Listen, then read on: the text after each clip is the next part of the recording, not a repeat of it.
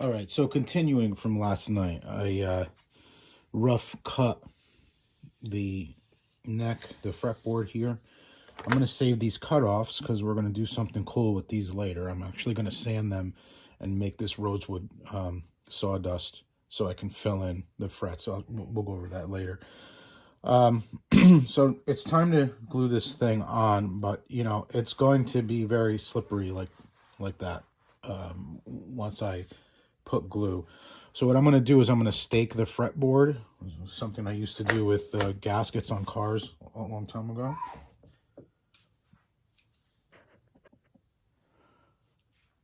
So what I mean by staking the neck is I'm going to take a couple of these little brads here, and what I'm going to do is I'm going to hammer one in here and one down here somewhere, and then I'm going to cut it off so it still stands proud a little bit. And with this dry, I'm going to line up all my marks exactly where I want to go, and I'm going to push this down, which will put a little impression here. So I'll drill a little tiny pinhole as a locator.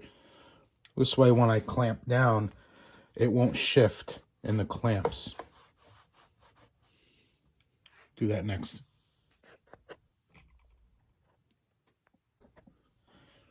Before I stake the neck, I decided to just give it a nice touch here with the sanding bar, just to make sure that it's flat and I got all the residue off.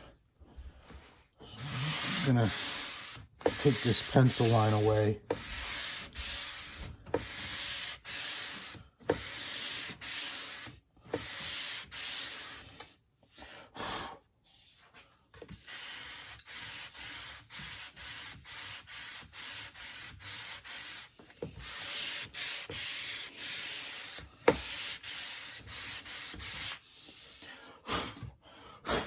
That's it. Looks like we're good to go there.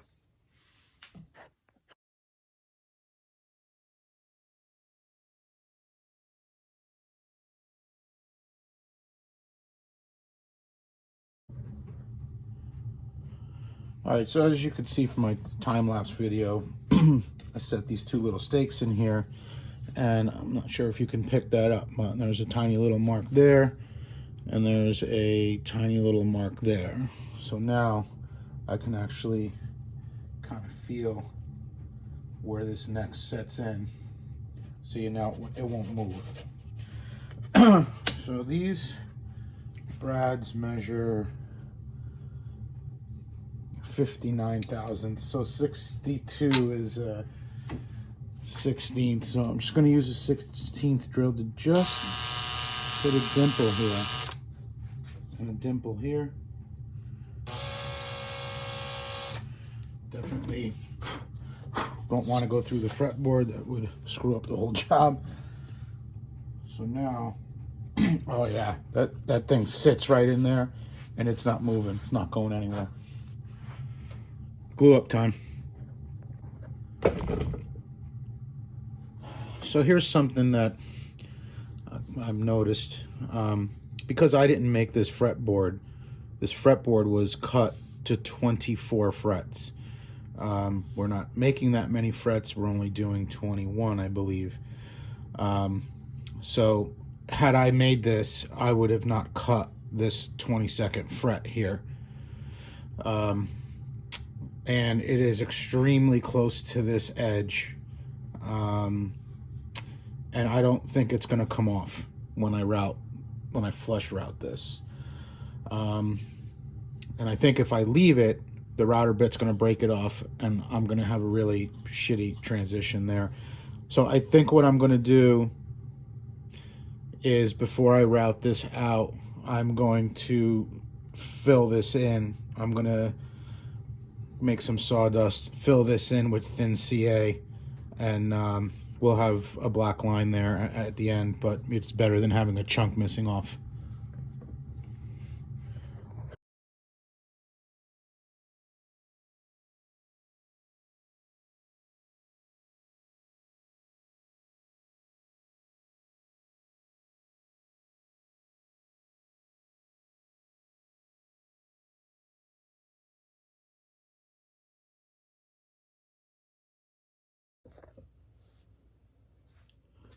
All right, so as you can see, I've masked both sides of the neck where the fretboard is going to end here. And I put a piece of masking tape and trimmed it back a little bit because I thought it was too fat. I just don't want any glue getting into the truss rod. So because I've been sanding and handling these two guys so much, I just want to get any oil off that might be on there from my Guido salami hands. This acetone, pretty benign on wood. See all that? That'll evaporate pretty quick. Just make sure here we're good. And that'll give that a minute to evaporate. And here we go.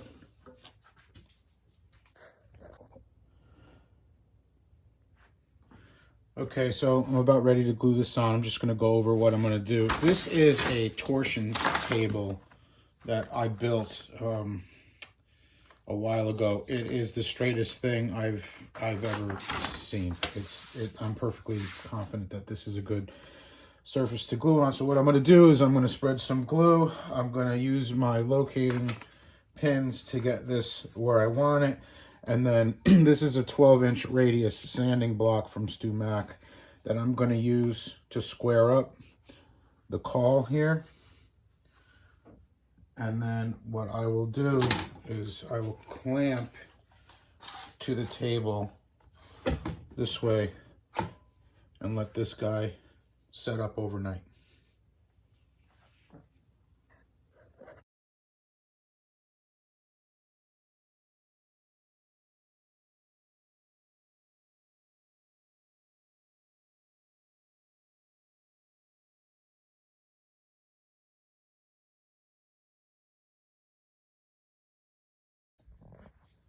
Okay guys, here we go. No turning back now.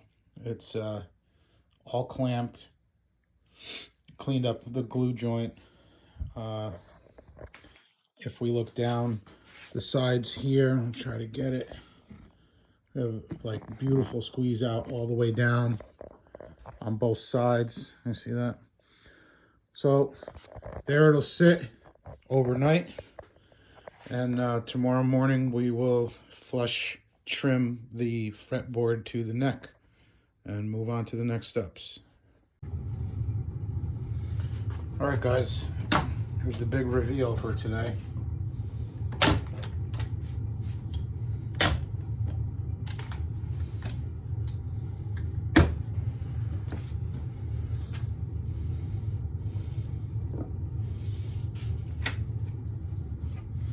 Well, that's starting to look like something, right? Got nice squeeze out. I got a nice squeeze out all the way down here, all the way down on this side. Looks good. Time to route it out.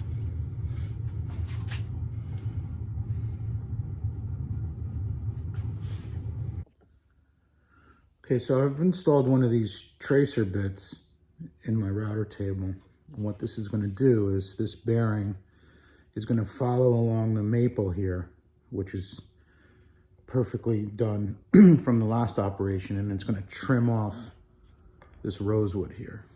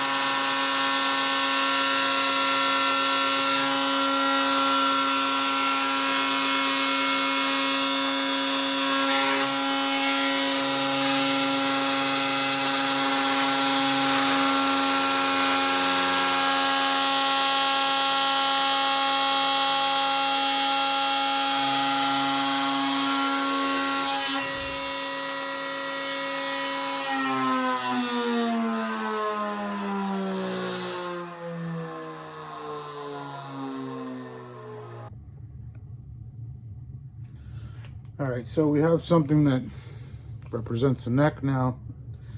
Doesn't look too bad. A few things happened. I have this chip out here. I'm not sure if the camera can pick it up. The unfortunate part here is that it chipped out a little bit of maple and a little bit of rosewood. So obviously I'm not going to be able to blend both colors in. So I'll probably blend this with a little bit of rosewood. You won't feel it, you will see it, but it'll be on the bottom of the neck. So whatever, there's nothing I can do about that. That's just what you get working with wood sometimes. The other thing is, if you recall last night in my video, I said that I was gonna fill in this last fret here to make it solid, and of course I forgot to do it. So now it looks like that. I can probably do something. I might leave it, I don't know. I'll bring this over to Joe and have him take a look. One of the things I want to continue to do while I'm building this neck is to just constantly check it for straightness. So the back of my neck, which is my maple blank that I made, is perfectly straight. Unfortunately, when I come over to the fretboard side, there seems to be a little bit of play here. I guess that's what you get for buying a piece of shit from Stu Mac. Next time I'll make it myself. So what I'm going to try to do is I'm going to put some a guide coat here with a pencil, and I'm going to try to use the radius bar to straighten it. Otherwise we'll have a problem sinking frets. So we'll see what happens. So Santa Claus showed up a little early yesterday. Got a nice little care package from Stu Mac.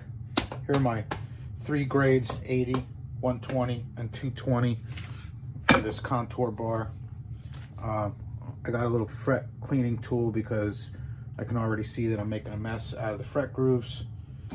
A couple of neck templates that I'm going to try to use. Maybe this is from a 92 Strat C profile, and this is a 62 Strat. So not really sure what I'm going to go with there. I got this little fret depth gauge to make sure that I had enough here, because I'm going to sand this now, like I said in my other video, and I want to make sure that I don't have to recut the fret slot. So it looks here that I'm plenty deep enough. I'm nowhere near going to take off that much material based on this gauge, so I should be okay to try to straighten this out.